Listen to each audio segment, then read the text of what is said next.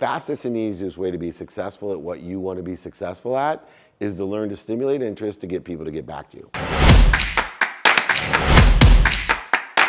This only works if you ask questions. I have a saying, which is true about AI, 0 to 1 is harder than 1 to 100. That to me is why AI is so important to learn, because it gets you from 0 to 1 so quickly. I took the 81 verse on the airplane.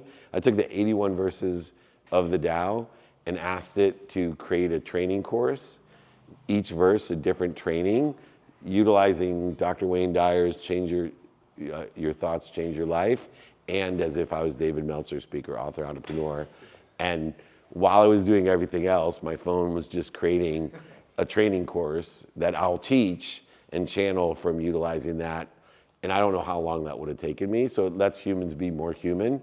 The other two things I think, especially for your kids, they'll pick up AI. You don't have to worry about that one, but they should still be reading. You got to understand the difference between real and fake. And when you read, you can distinguish between real and fake. It's the only practice I know. So I'm a big believer in reading. My kids are bummed at that. And then two, personal skills.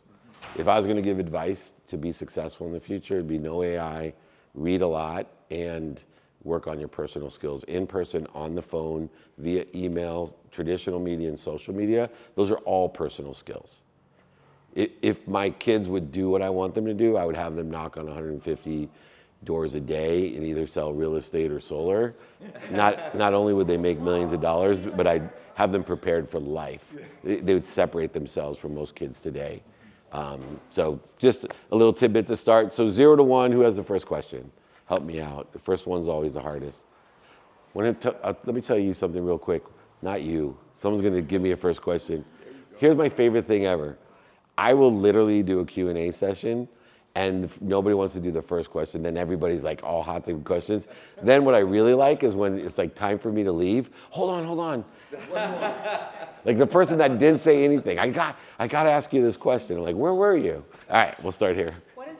Your name for everyone. I'm Andrea. Hi, everyone. Thank you for coming. I'm curious, what does success look like for you by the end of the event? What are you hoping to get out of it? That's such a good question. I love that because I love people to take away something. So success for me is to have all of you in my neighborhood. So success for me is I'm building a neighborhood. And because of social media especially, it's really big. And my criteria to be in my neighborhood is you need to be able and want to help one another and know people that will help one another. Think about the power of that. Everybody's different, but if you come in with an open mind, and I actually have a group of people, some of you belong to it, now it went from a private coaching group, too many people got into it, so I couldn't coach everybody. So I switched it to a private networking group with one-on-one access to me every day. So you have to sign this overlap agreement. Hey guys, you have to sign this overlap agreement, which is modern day handshake. So I'm old, so I used to do business on a handshake. And what a handshake meant to me was I'm going to remember what I promised to do for you, and you're going to remember what you promised to do for me. And when things change, which they absolutely will, time, value, and emotion changes, we're going to work together and be honest about the changes. So if the deal doesn't work out the way that we planned it, we're going to work together to make it work out.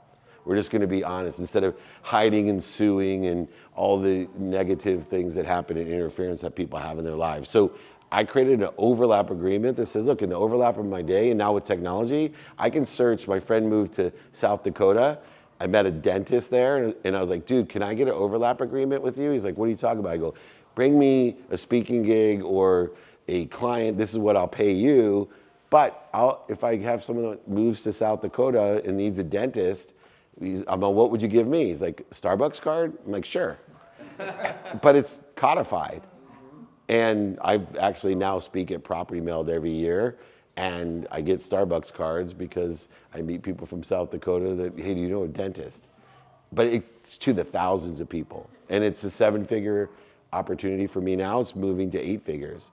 And so what I want out of this is everybody here to be able to help one another, know people that help one another, join our private networking group, get an overlap agreement in place, not just with me, we post them for everyone in there so you can search them as well. And so It's a different frequency. The dinner is a different frequency. And we curate, when people give me shit because I charge for some of the stuff that I do, and it's not because we give the money to charity, right? We'll raise more money in there for charity. The reason I do it is I curate the room. So in my private networking group, it's $497 for the year, completely guaranteed. You don't like my haircut? Take your money back. You didn't find value, you didn't show up because you're lazy, take your money back. But at least it curates the room from people that are just there to bleed, because I guarantee it. And look, and to be honest, if someone doesn't have it, then and they really want to join, I'll let them join. But if they don't have it, they probably can't bring a lot to the table yet. So I'd rather help them on the side to earn more money in order to do that. So hopefully all of you will want to join the neighborhood after the dinner tonight. That's not a matter. Yeah. So perfect question to start, Andrea. All right, who has the next question? Stepping on the stage is how do Your name?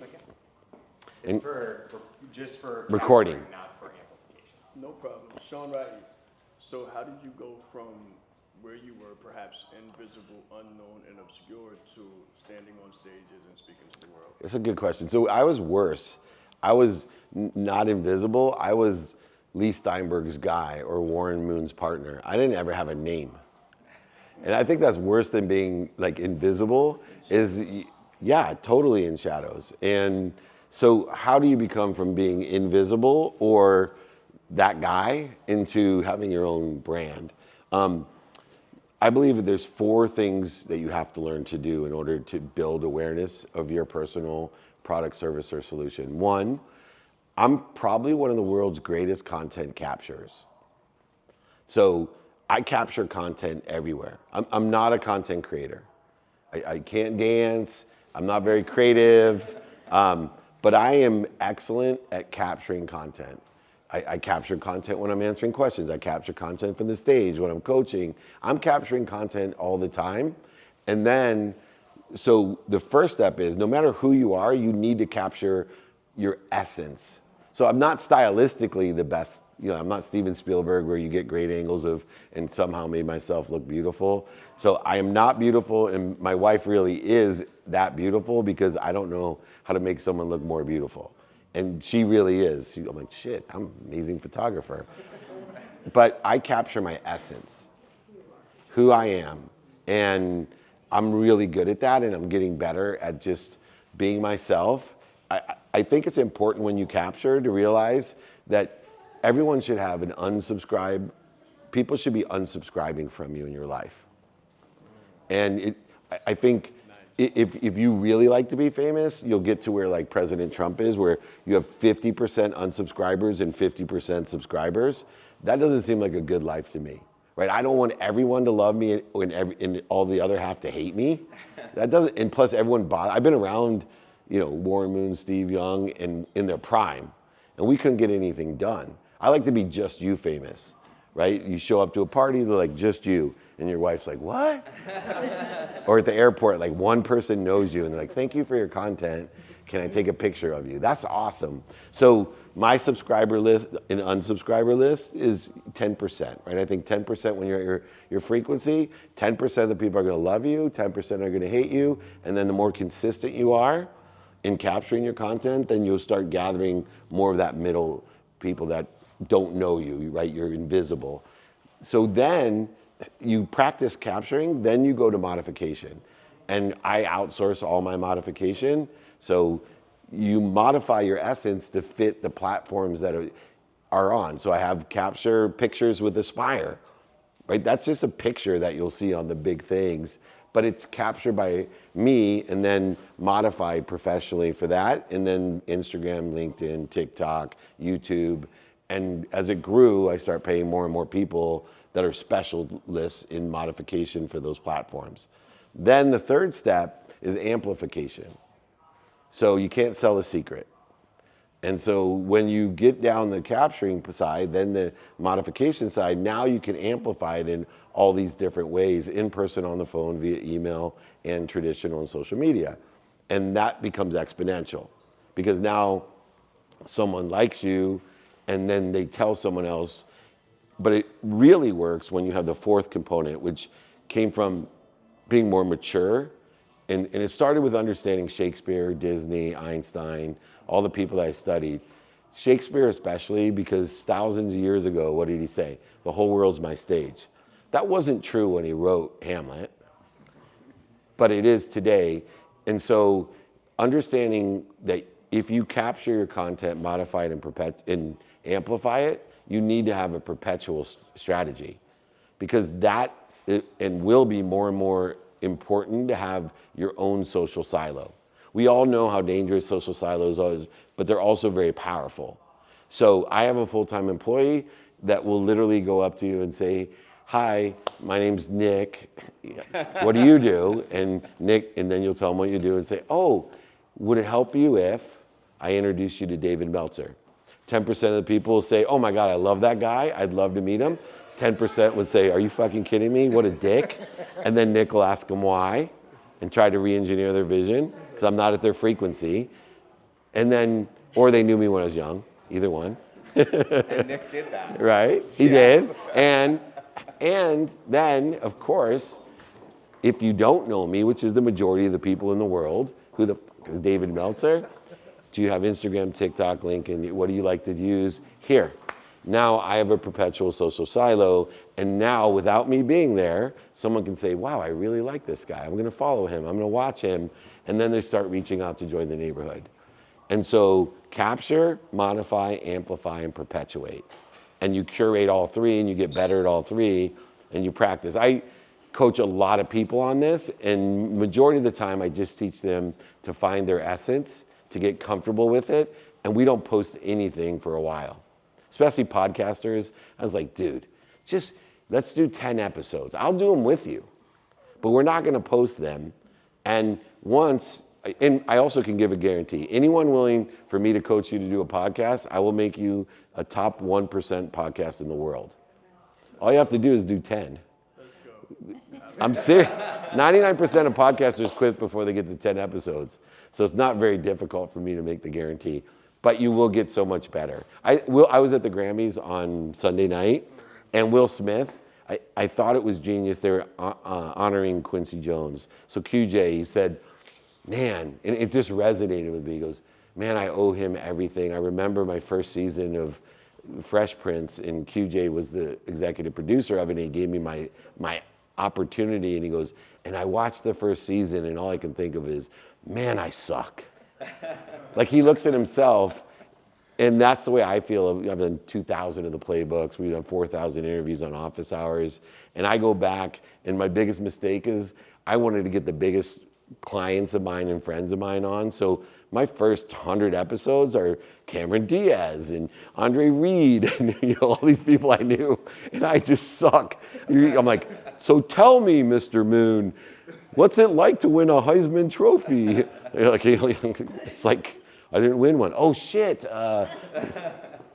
So make sure you capture, practice, and get mentorship in that way. Great question. All right, next question. Yes? I'll piggyback on that. Name? Hema Lomax. Yes. Thank you for being episode 9 of my podcast today. There we go, we're almost there. Yes, we're almost there. I hope it wasn't awful, but there we go. Time to go. My question for you is 2 parts. What's your legacy? And are there any ways that you are still getting in your own way that you're working on? Everybody, for sure. So let me answer the second one first. Every day I get in my own way. My secret is I only spend minutes and moments in my own way. So I believe we get in our own way by reacting to fear. Reacting to fear is an instant and obvious way of knowing that you're in your own way, because everybody knows that when they react to fear, they don't know why they're afraid. You can go to therapy and spend millions of dollars like I have, personal development. You're never gonna know what you're exactly afraid of. There's too many variables, right? There's like past lives, there's like womb trauma, infant, toddler, teen, tween, 60s trauma. I'm not there yet, but I'm sure I'll have it, right? All of these things. So what I do is I know I'm in my own way when I react to fear.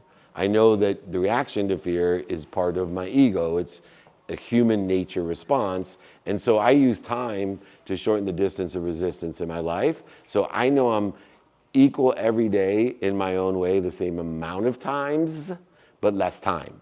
So I have more energy. I'm 57 years old. I have more energy than I did when I was 25.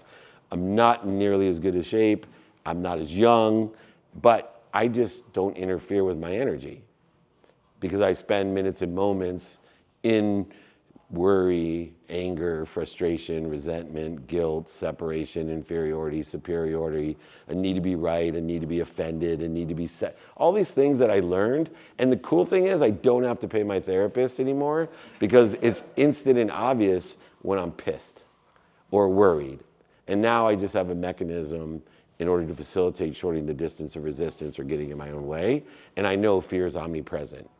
That as you expand, you're just afraid of different things, and then you're going to respond to that fear.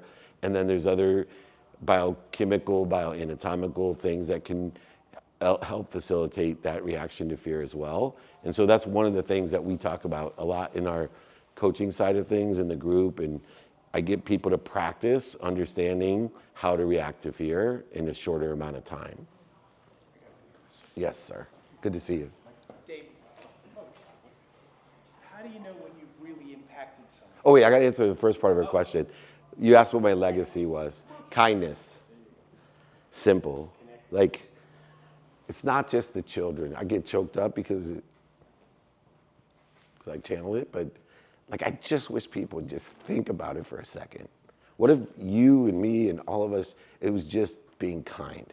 Like just looking at a situation. I watch the fires and there's a lot of kind people, and I think to myself, you know what, why were you such a fucking dick before the fire?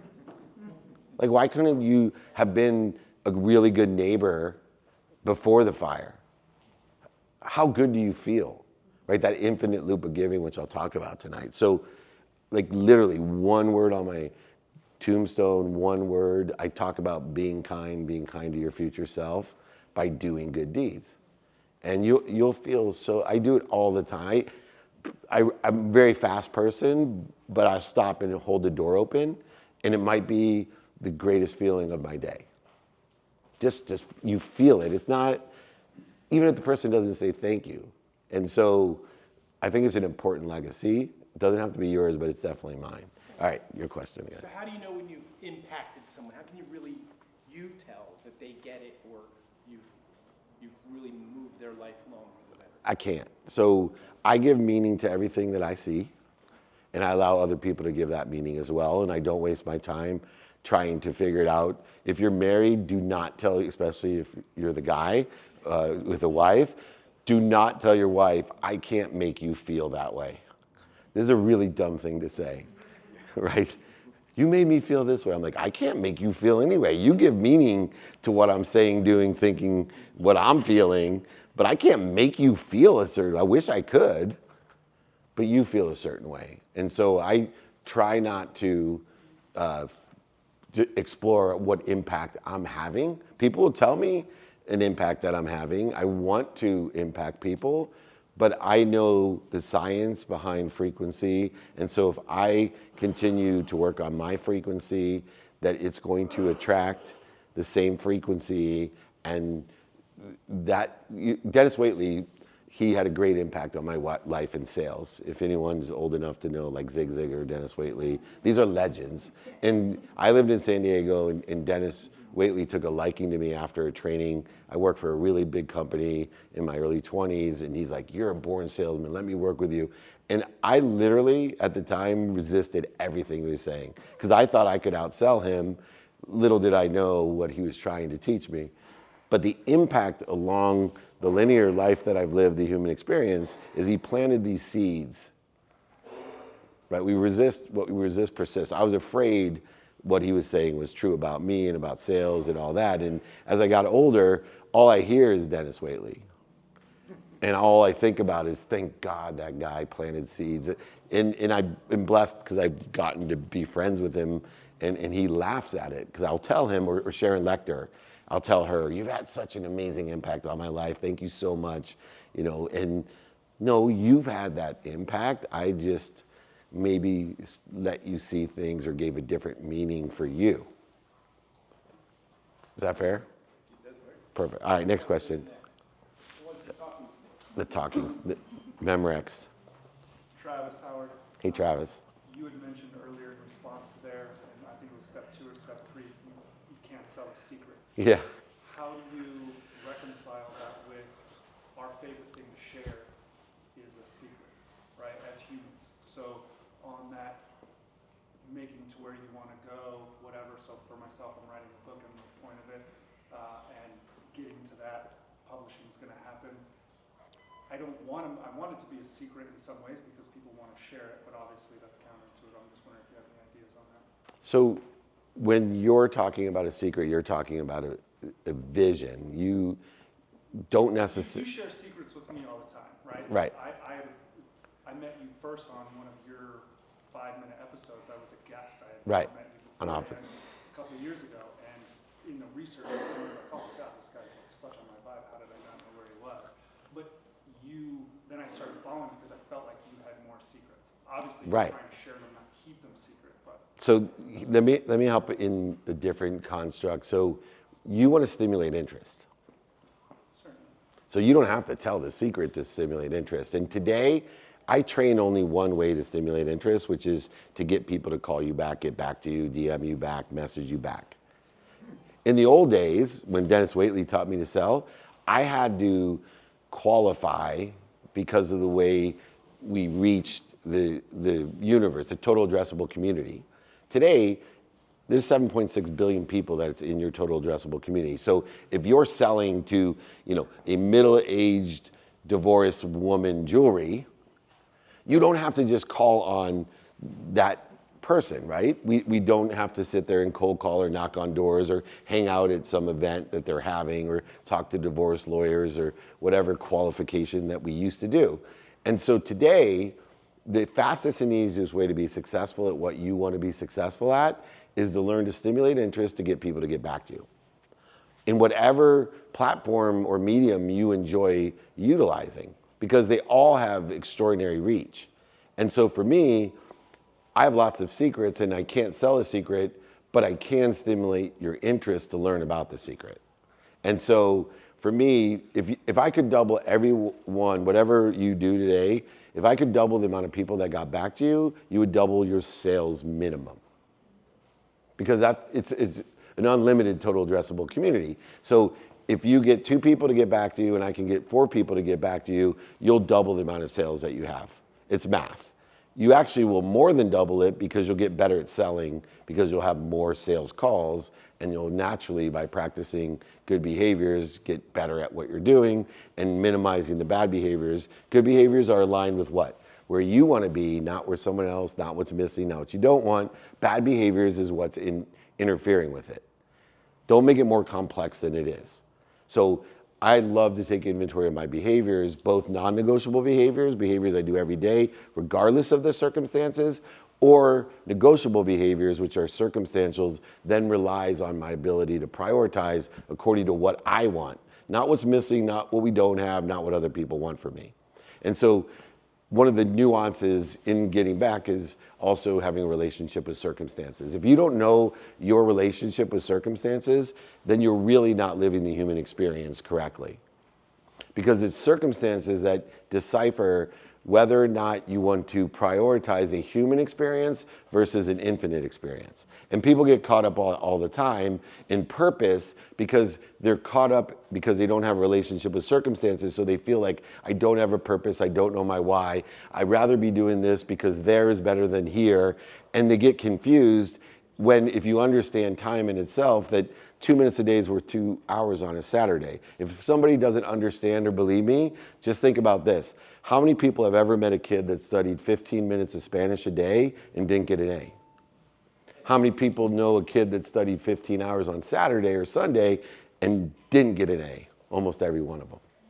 So you could do the same thing with your kids. 2 minutes a day is what minimum. These are all minimums, right? But I'm non-negotiable. I don't care what the interest rates are, the weather is, my flights. I'm getting a minimum amount of time, sleep, health, family, finance, faith, time itself, and relativity, which is relativity to what? Circumstances. Because outside of you, it's just 24 hours. It's only circumstance that we all share. If I asked all of you to be here in the lobby at 5 p.m. and everybody was on time, we all would be here in a certain time. If I said, meet me when you're hungry, none of us would be here at the same time. It's circumstantial. And so I want everyone to start thinking of things in terms of circumstances, because time, emotion, and value change every instant that a decision is made or an agreement is made. The minute you make an agreement or a decision, time, emotion, and value changes. That's why I came up with the overlap agreement that says, hey, look, let's bring back the handshake because we have technology. So I have a digital handshake that says, hey, we're going to help each other and this is how, but we know time, emotion, and value is changing. So when it changes, we're both open-minded to say, hey, in order to get this done, I can't pay you this time. You know that family that you sent over for the Starbucks card, that family, they couldn't afford dental care, and so I hooked them up. Would it be okay I didn't send you the Starbucks card? But in that circumstance, so many times today when people are not understanding circumstances and haven't left it open, what do? They feel bad because they can't afford to give the Starbucks card, and they'll say things like, no good deed goes unpunished, and then they won't tell the person what had happened, and then that person hears from the family, thank you so much, that's an amazing dentist, and then this person over here is going, what do you mean I didn't get my Starbucks card? That guy's a jerk. Meanwhile, nobody's a jerk. The system doesn't take into account time, emotion, and value changes, and circumstances are what you have to have a relationship to, either being non-negotiable or negotiable to it, and learning to prioritize the negotiable ones. You don't need to prioritize non-negotiables. I know every single day of my life, with a few exceptions, I'm going to do this for this amount of time minimum. And I get exponentiality. I'm a great husband, I'm a great father, I'm very healthy, I sleep amazing, because I practice every single day for a minimum amount of time, almost every day of my life. Sometimes there's an exception. All right, next question. Come on now. There we go. Thank you. Okay, so your younger self, what was one lie that you used to tell yourself, pretending to be something, and then you got into your career and realized your true essence? It's a few things. One, money. I used to tell myself money buys love and happiness. I was convinced nobody could, and that's just so not true. Money allows you to shop. If you shop for the right things, you'll be super happy. So I'm a big money person. I believe you should make a lot of money. I think there's more than enough money for everyone. I think if you took all the money, put it in a desert, it redistributed itself to the same people, guaranteed. The other lie, this one's harder, that I was honest. Like I was convinced that I wasn't a bullshitter, and I was the biggest bullshitter, and I bullshitted myself more than anyone. And I know genetically and energetically I inherited the bullshit gene, helped me sell, oversell, back end sell, lie, manipulate, and cheat people and get ahead in life. But I'm very, very honest, and I catch myself. I actually have told my wife to embarrass me if I exaggerate or very rarely will I lie. Sometimes I will lie with good intention because it's just not worth hurting somebody. And so, but very rarely, but I still I tell great stories and I talk fast, and sometimes the facts come out and I don't stop and say, yeah, that's not exactly true. Let me clarify that. So this is an example. I met these very wealthy individuals in Las Vegas. We went to dinner for the first time, and I told them about the studios that I had. We had opened Blue Wire Studio at the Wynn. They were super impressed. And I told them, look, I'm an investor in this, a founding investor in Blue Wire. And I said, but we have another studio in California where I do this TV show. And I made it seem like I owned that studio. But I didn't, right? I had like tiny interest in that studio. The other one I actually invested in, and my wife, in front of these people I just met, that's not true.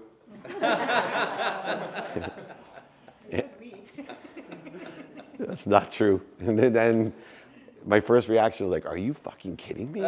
Like, you are taking money out of our pockets. These people, I've just lost all credibility.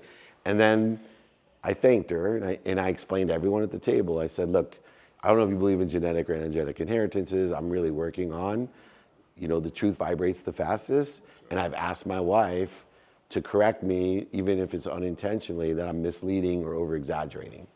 And I hope And I thank you for your patience and understanding, but please don't look down on my wife, look down on me, because I've asked her to do that. And they ended up, of course, respecting me more, and of course, respecting her even more than that for putting up with it. Yeah, exactly. All right, right here. Thank you. Okay, so 0 to 1, Yes. what is the first thing you need to do? You're a bootstrapped small business. You know who your market is. You know who you want to target. You know what your So you know your what. proposition is. Yes, So if you know your what, what's the first thing to do? Really easy. Know your who. The fastest way to get to what you want and where you want to be is find someone that's already there with what you want. It's the fastest way. So I always say know your who, because it's not just finding someone that sits in the situation you want to be in and ask them for directions, but also help someone get to where they want to be. And so when you have clarity of knowing your what, then it should be know your who. Then they'll help you expedite the how. And now you'll live in abundance, which is prioritizing the now. Remember, 100% of the things you do now get done. I call it do it now, do it next. So I'll ask people when I walk by that work with me, I'm like, dude, what are you working on? And they'll tell me, what's next? If they can't tell me what's next, I pull them out and I walk with them and I'll say, you know, people feel overwhelmed because we're blessed, right? We live in abundance. We have more options, opportunities, and touches of favor, so we feel overwhelmed. Most people take that as punishment. Oh, I got too much to do. Oh, you have too many options and opportunities and touches of favor in your life. And you're now a victim. Or they procrastinate. And the antidote is to take them on a walk and say, what we need to know is what you're doing now and what you're doing next. If you always know what you're doing now and next, you're not going to ever feel overwhelmed or procrastinate. So you need to learn what's important to you by knowing what you want, who you can help, who can help you, and how to utilize your time according to circumstances. Non-negotiable time can wipe out about 11 or 13 hours of your day, and 7 of them or 8 of them are sleeping. So that leaves you a whole bunch of time to do whatever the F you want according to what you want to do, who can help you, and how to get it done. You just have to learn to prioritize by what you want. And prioritization is the antidote to the biggest problems in business, in my opinion. People sit there looking for what they already have because they feel as if I have too much. And then they say I don't have enough because I had too much. And that's why the shift in the paradigm from searching for your why to applying your why. And I have, if anyone wants it, hopefully all of you will join our community, but I have 5 daily practices to practice. Know your what, your who, your how, and your now, and apply your why. And it'll go through and help you practice that, the good behaviors, and identify the bad ones. Great questions. All right, who's next? Hi, Dave. Hey, what's going on, my brother? How are you? That's an amazing stud right there, Dave Williams. It's a great podcast. He started too with 10. How many do you have now? What's that? How many podcasts do you have now? What do we got? 3 different shows. Yeah. And how many episodes? How many episodes do we have now? We're going to be up to like 80. Nice. But he started right where you did. Henry Geralt, Hey, Henry. you mentioned earlier when I came in about door-to-door sales. How Yes. important do you think that is when someone's learning to sell or really getting out and growing the business? Yeah, so for those of you that weren't here, I told if I could get my kids to do anything, it would be to knock on 150 doors a day and sell solar or real estate. They would make a shitload of money too. But the skill set in the long run, that is the key. Yeah, there's 3 things that I believe kids should learn, just to repeat. I know you guys were here. AI will be easy. They definitely will know more about AI than we will. 2, they need to read more because they'll be able to decipher fake from real. Reading literally allows you to understand the difference between imagination and materialization and monetization.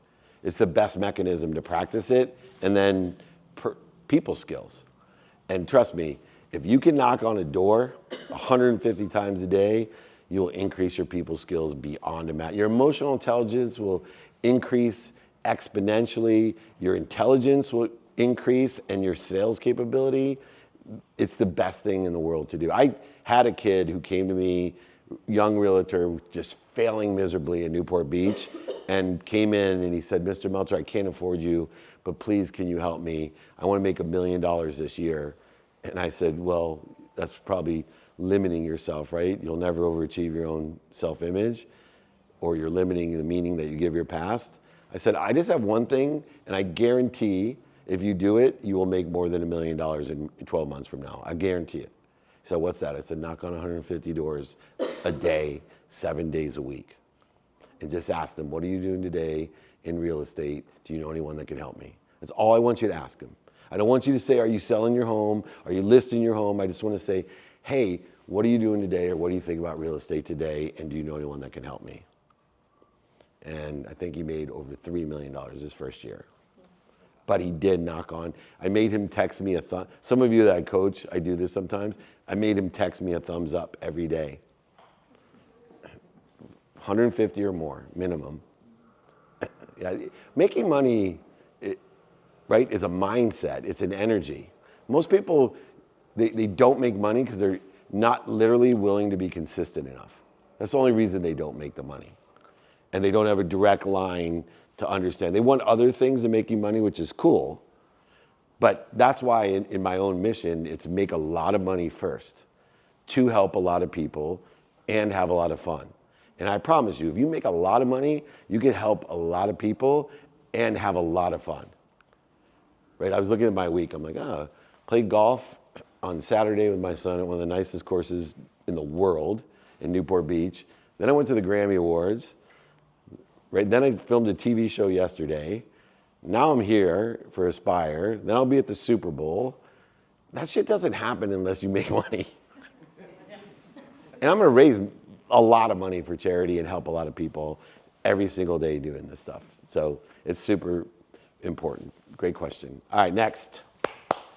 Thank you. And what's your name? Yep.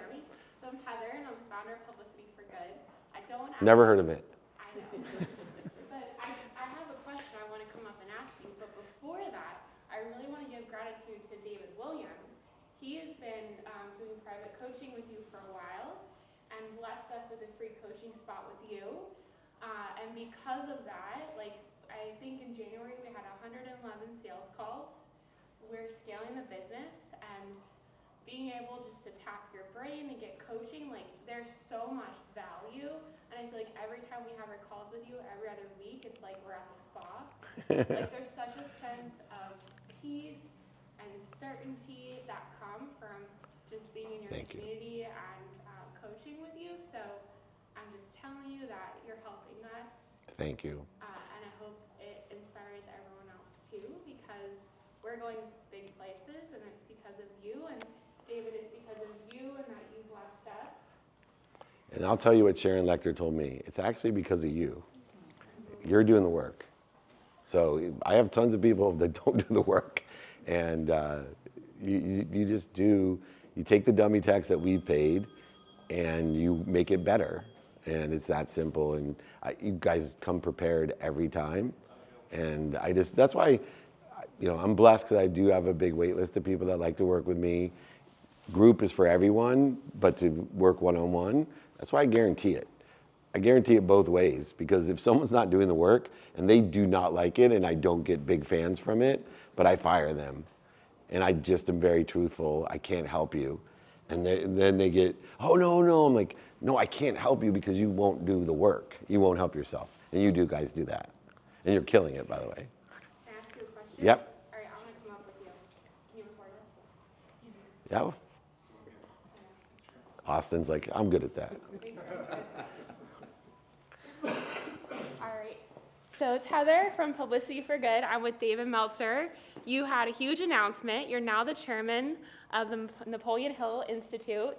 And you have a TV show that is on Shudder TV. And of course, we all know the Jerry Maguire movie. Yeah, that's the least impressive thing. So my question is, why does PR matter? And how does it help you scale your business? So many people are fearful. They're like, what's the ROI of PR? Like, how have you seen the value of PR, and why does it matter? PR is extremely important. We talked earlier about you can't sell a secret. Mm-hmm. And so the amplification that occurs through PR is exponential in its nature. So if Steve Clarkson was called the Dream Maker. He's a quarterback coach, a quarterback guru for Will Smith's kids, Snoop's kids, very wealthy.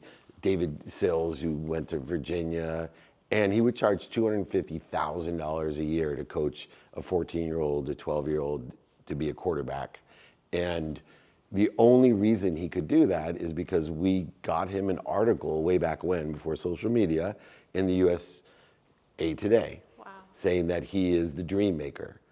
And then when Will Smith, and he got credibility and an emotional connection. Remember, there's three things that will help: credibility, emotional connection, and your ability to quantify and articulate the quantification of value, which is giving people more of what they like and what they don't like. So he basically, in the article, as I coached him on the PR side, he said, look, how much does it cost to go to USC for 4 years? And I can guarantee you that if I coach your kid, he'll get a full scholarship to a school like USC, besides all the other benefits from being a quarterback at USC or Michigan or Ohio State or whatever. And he, in the article, talked about the quantitative value. Remember, value is only derived in two ways: giving people more of what they like, what they know, or what's working, or taking away what they don't like, what they don't know, or what's not working. And so when you can articulate that via PR, that you stimulate interest better, transition interest, and share a vision, and even can manage and develop a vision through PR. And so if you get an honest PR person who also is interested in helping people, then you get multiple places. Now with social media, it's amplified. So when I get news releases all the time about us and about what's going on, but it's not that gets the most following, right? It's when it gets repost and people congratulate you and they're like, oh my God, go fund yourselves, amazing. Or they take Dan Fleischman was with us yesterday, right? He did his little video. I think that thing got way more play than Yahoo Finance or CNBC or whatever else they have it. It's extremely important, but you have to have the right person. But I also think too, lastly, like, does anyone else want to have a videographer like David Dream on the vision board? So to close the loop, why I love PR is all you need is your messy story, your hero's journey. So for anyone who's in a small market, producers want to feature local entrepreneurs. So much accessibility for all of us to go to our hometown on TV. And we always talk about production. You can get the raw clip and create all these reels from it. So yeah, well, look, there's three things that you can get out of PR as well. So one is experiential. And I think a lot of PR people miss the fact that there's an extremely valuable experience in PR as the person, like going on a TV show, even the local radio station. And then two is business development, which should be obvious. But the one that isn't as obvious to everybody else is post-production content. And I'll tell you one of my favorite stories about this is I dreamed of being in the American Airlines feature in the centerfold, right? They give the story about you. And so they called me and they're like, it was 2019, hey, we're gonna feature you in American Airways magazine. And I was like, oh my God, and you get 2 months. So there's six editions that go out in the airplane. And so they're like, which ones do you want? I'm like, what's the choices? And they listed, well, December, January is the most popular because the most people fly in December and January. I'm like, done. I'm doing December and January. So lucky me, made the decision in 2019. It was gonna come out December 2020 and January 2020. I'm not even sure they put the magazines out. And so I was trying to figure, I got a whole big box of American Airways magazine with my picture and my whole big messy story. And so what did I do? I went on the video and Instagram Live, interviews, and I had the magazine with me and I made fun of myself. I said, I talk about ego and my favorite quote is, you're either humble or you're about to be. And here I go again. My ego, like I thought everybody in the world was gonna see me in the centerfold and want to do business with Dave Meltzer. I was gonna be super famous and nobody's there. And I held the article up on the camera and now millions of people got to see that I was in the center of that magazine because of post-production content. And the truth is, the only people that really would see that in there or know who you are, your family, so the people who already love you or hate you are like, dude, I saw you in the magazine, you're amazing. But my mom already thought it was amazing. Yeah. Powerful. Well, thank you. Thank you you. for Keep up coaching the good us. work. You're amazing. Thank you. Free commercials too. That's awesome. Couldn't have sold it better myself, Dave. All right. All right, who's next? It's free. Come on. Oh, thank you. Good to see you. What's your name? My name is Julian Doha. What do you do as a financial coach when you see yourself stuck? And I think the question, I was coming in and you were answering a question, and you were saying that you need to knock to $150. It's like that question was my question, because I was coming in and you were Sure. giving that answer. So when you find yourself stuck, what do you do? When you find yourself stuck, especially financially, understand what being stuck is. Just think about the science of being stuck. If I was sitting at home, high on my mom's couch, maybe sick and broke, and my mom locked all the doors in the living room so I couldn't get out, would I feel stuck? No, because I'm sitting at home high on my mom's couch, broke and sick, and not trying to leave or get better. And so when we recognize that only people that are pursuing their potential feel stuck. Only people that are pursuing their potential get stuck. And the fastest way to get unstuck is find someone that's gotten unstuck in the subject matter, topic, or expertise that you want to get unstuck at, or the industry, career, or job that you're in and you feel stuck at. Because they've already figured out, if I already knew the directions, I could get you unstuck. And so we're all trying to figure out how to get unstuck because we're trying to pursue our potential. Pursuit of the potential is what creates enjoyment, right? I always say the secret to life, and what gives us the secrets to life, the cheat codes to make life easy and to identify the dis-easy, is to enjoy what people don't like or don't love, or you don't like or don't love. Those people that can enjoy being stuck of what you don't like or what love or other people don't like or love, and they do it consistently every day, persistently without quitting, in the pursuit of their own potential, what they want. Not what other people want, not what's missing and not what you don't have, but what you want. Life will tell you all its secrets. It gives you the cheat codes, and life becomes easy.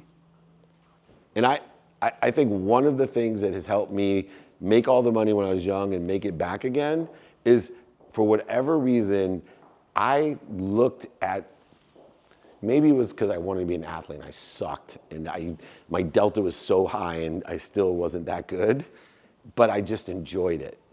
Like, I enjoyed what other people don't like or love, and I could do it every day in enjoyment. And so when you're stuck, number one, congratulate yourself that you haven't quit. Why? Because mistakes will never stop you from getting where you want to be or better. Lack of commitment will every time. So remind yourself, I'm committed, because I know I'm stuck. I'm not sitting on this couch. I'm trying to go through the doors, the window, the vent. I'm trying to figure this out. But I also know the fastest way to get out of here is find someone that knows how to get out of here. And I'm going to double down on that piece of advice. Most people, and I'm going to talk about it tonight at dinner, most people have no problem giving. They either have a problem recognizing what they're given, definitely have a problem receiving what they're given, and the biggest problem most people have, which is why I have people knock on doors, is most people don't have faith. And look, I don't care if you're religious, spiritual, theoretical, or philosophical, because I didn't have faith. But I didn't.